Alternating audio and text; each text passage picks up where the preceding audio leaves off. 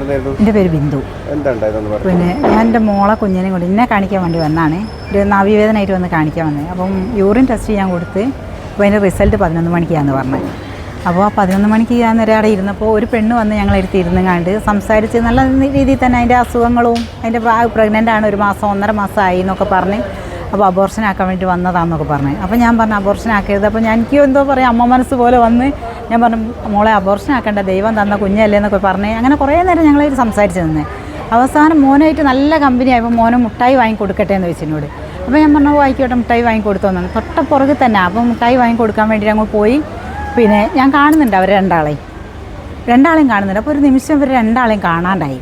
അപ്പോൾ ഞാൻ പോയി, അയ്യോ ദൈവം എൻ്റെ കുഞ്ഞിനെ കാണുന്നില്ലല്ലോ എന്ന് പറഞ്ഞ് ഞാൻ വേഗം പോയി നോക്കിയപ്പോൾ ഇവർ രണ്ടാളെയും കാണുന്നില്ല. ഞാൻ കുറച്ച് പുറത്തേക്ക് വന്ന് നോക്കി.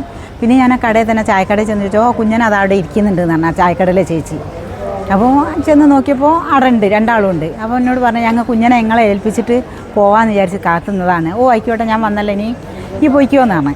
അങ്ങനെ ഇത് പോയി കഴിഞ്ഞാൽ ആ നിമിഷം തന്നെ ഞാൻ ഇതിൻ്റെ കഴുത്തിലേക്ക് നോക്കിയപ്പോൾ കഴുത്തിൽ മാല കാണുന്നില്ല.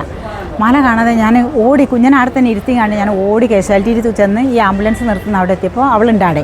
അപ്പോൾ ഞാൻ മോളെ പിന്നെ ഒന്നവിടെ നിൽക്കുന്നതാണ്. അങ്ങനെ നിന്ന് ഞാൻ പറഞ്ഞു എൻ്റെ അടുത്തേക്ക് വന്നപ്പോൾ എൻ്റെ കുഞ്ഞിൻ്റെ കഴുത്തിൽ ഈ മുട്ടായി വാങ്ങാൻ കൊണ്ടുപോയപ്പോൾ എൻ്റെ കുഞ്ഞിൻ്റെ കഴുത്തിൽ മാല ഉണ്ട്, ഇപ്പോൾ മാല കാണുന്നില്ല. അപ്പോൾ എന്തായിപ്പോയി? അപ്പോൾ ഓൾ എന്നോട് തന്നെ സമാധാനത്തിൽ തന്നെ പറഞ്ഞു നിങ്ങൾ ഒച്ച ഒന്നും വെക്കല്ലേ, നമ്മൾ പോയി നോക്കാമെന്ന് പറഞ്ഞു.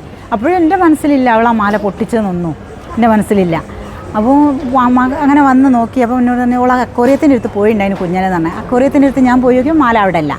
അപ്പോൾ ഓളെന്നെ വന്ന് നോക്കി എന്നോട് പറഞ്ഞു ഞാൻ പോയി നോക്കിയാൽ മാല അവിടെ ഉണ്ടല്ലോ, നിങ്ങൾ എവിടെയാണ് നോക്കിയെന്നൊക്കെ പറഞ്ഞ് എന്നോട് ദേഷ്യം പിടിച്ചവളെ. അപ്പോൾ ഞാൻ പറഞ്ഞു ഞാൻ കണ്ടില്ല മോളെ.